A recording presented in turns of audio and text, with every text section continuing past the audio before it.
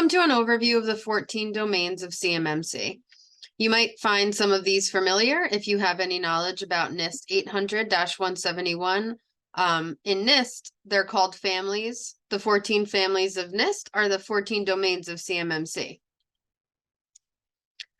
So we'll examine the 14 domains, the objectives for each, the level 1 self-assessment scope, the level 2 self-assessment scope, references, and a knowledge check. So organizations seeking certification, or OSCs, they must examine their organization's readiness and address requirements to achieve the Cybersecurity Maturity Model Certification, or CMMC. A key step is to review all applicable CMMC domains and their associated requirements. In each chapter, you'll examine the practices associated with each domain. The information for the practices is organized in domains based on the CMMC level requirements. So level 1 includes 17 practices in 6 of the 14 domains, while level 2 is all 14 domains and 110 practices. The domains are to ensure that technology assets are identified, inventoried, and managed in accordance with defined requirements. So the levels and self-assessment scopes. So level 1, in CMMC levels 1 and 2, they consist of the security requirements specified in the National Institute for Standards and Technology, or NIST, Special Publication 800-171, protecting controlled unclassified information in non-federal systems and organizations. Level 1 addresses the protection of FCI, or federal contract information, and encompasses the basic safeguarding requirements for FCI specified in the Federal Acquisition Regulation, or FAR Clause 52.204-21.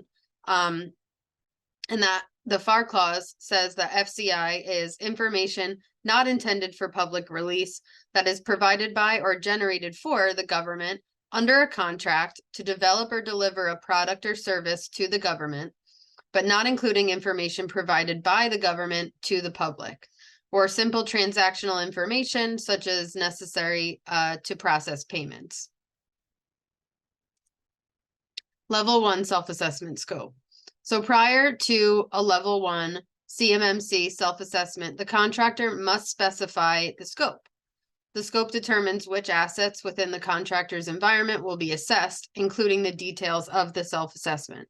So they'll look at FCI assets. Process, FCI can be used as an asset.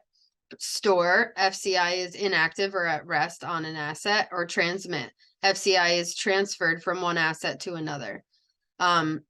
Federal contract information assets are part of the CMMC self-assessment scope and are assessed against applicable CMMC practices.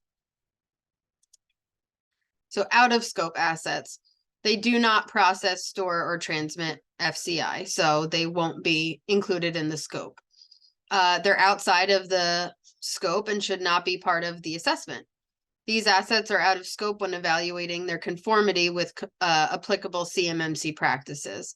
There's no documentation requirements for out-of-scope assets, and specialized assets, as discussed in the next section, are out of scope for level 1 self-assessments. Specialized assets include government property, is all property owned or leased by the government. Government property includes both government furnished and contract acquired property. Government property includes material, equipment, special tooling, special test equipment, and real property. Government property does not include intellectual property or software. Internet of Things, or Industrial Internet of Things, are interconnected devices having physical or virtual representation in the digital world. Sensing, actuation capability, and programmability features. They're uniquely identifiable and may include smart electric grids, lighting, heating, air conditioning, and fire and smoke detectors. Operational technology is used in manufacturing systems, industrial control systems, or supervisory control and data acquisition systems. Operational technology may include programmable logic controllers, computerized numerical control devices, machine controllers, fabricators, assemblers, and machining. Restricted information systems include systems that are configured based entirely on government requirements and are used to support a contract. Test equipment can include hardware and/or associated IT components used in the testing of products, system components, and contract deliverables. And once again, specialized assets are not a part of the Level 1 CMMC self-assessment scope and are not assessed against CMMC practices. Level 2 addresses the protection of controlled unclassified information, or CUI, which the National Archives and Record Administration, or NARA, defines as information that requires safeguarding or dissemination controls pursuant to and consistent with laws, regulations, and government-wide policies, excluding information that's classified under Executive Order 13526, Classified National Security Information, December 29th, 2009, or any predecessor or successor order, or Atomic Energy Act of 1954. So the Level 2 self-assessment scope. The following sections provide more information about the CMMC asset categories and the documentation required during an assessment. The contractor is required to document all asset categories that are part of the assessment scope in an asset inventory and provide a network diagram of the assessment scope to facilitate scoping discussions during pre-assessment activities. So CUI or controlled unclassified information assets process, store, or transmit CUI. So process, the CUI is used by an asset. Store, CUI is inactive or at rest on an asset. Or transmit, CUI is transferred from one asset to another asset. CUI assets are part of the CMMC assessment scope and are assessed against applicable CMMC practices. In addition, the contractor is required to document these assets in asset inventory, document the assets in the SSP, and provide a network diagram of the assessment scope to facilitate scoping discussions during the pre-assessment. So security protection assets. They provide security functions or capabilities within the contractor's CMMC scope. Identifying security protection assets is a critical part of scoping a CMMC engagement. They are a part of the CMMC scope and are required to conform to the CMMC practices. For example, an external service provider, or an ESP, that provides a security information and event management, or SIEM, service may be separated logically and may process no CUI, but the SIEM does contribute to meeting the CMMC practice requirements. So Figure 1 provides examples of security protection assets. So people, consultants who provide cybersecurity service, managed service provider personnel, enterprise network administrators, and then you have cloud-based security solutions, VPN services, and then within the facility, co-located data centers, security operations centers, contractor office buildings. In addition, at a minimum, the contractor must document the assets in an asset inventory, document them in an SSP, and provide a network diagram of the assessment scope to facilitate scoping discussions during pre-assessment. Contractor risk managed assets. They are capable but are not intended to process, store, or transmit CUI because of the security policies and procedures and practices in place. Contractor risk managed assets are not required to be physically or logically separated from CUI assets. They are a part of the CMMC assessment scope, and these are managed using the contractor's risk-based information security policy, procedures, and practices, and are not assessed against CMMC practices. The limited spot checks will not materially increase the assessment duration, nor the assessment cost. The limited spot checks will be within the defined assessment scope. So specialized assets. The following are considered specialized assets for CMMC Level 2 assessment. Government property, which is all property owned or leased by the government. That property includes both government furnished and contractor acquired property.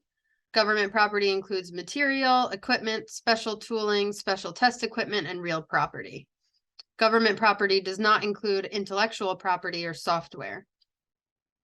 The Internet of Things or Industrial Internet of Things are interconnected devices having physical or virtual representation in the digital world, sensing, actuation capability, and programmability features. They're uniquely identifiable and may include smart electric grids, lighting, heating, air conditioning, everything that we mentioned before. Again, operational technology is used in manufacturing systems, industrial control systems, supervisory control, and data acquisition systems. Operational technology may include programmable logic controllers, computerized numerical control devices, machine controllers, etc. Restricted information systems can include systems and associated information technology or IT components comprising the system that are configured based on government requirements and are used to support a contract. Test equipment can include hardware and or associated IT components used in the testing of products, system components, and contract deliverables. Like we said before, specialized assets are a part of the CMMC assessment scope. The contractor has to document these assets in the SSP and detail how they're managed using the contractor's risk-based information security policy, procedure, and practices. At a minimum, the contractor has to document the assets in the asset inventory, document the assets in the SSP to show they're managed using the contractor's risk-based security policies, procedures, and practices, and provide a network diagram of the assessment scope to facilitate scoping discussions during the pre-assessment.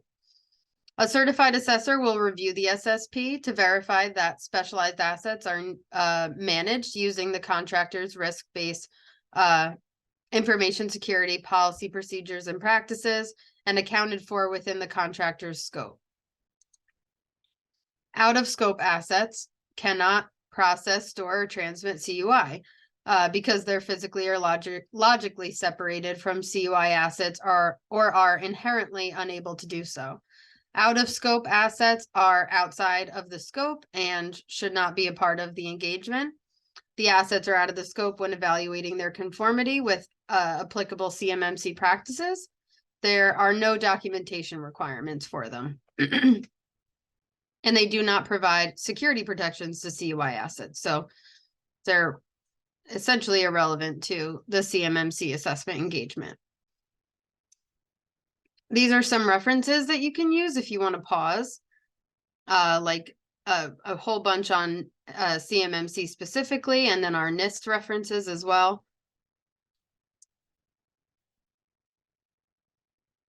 And we'll just do a quick knowledge check. How many domains are included in CMMC Level 2? And if you chose C, you got it right. 14 domains within CMMC Level 2. Thank you.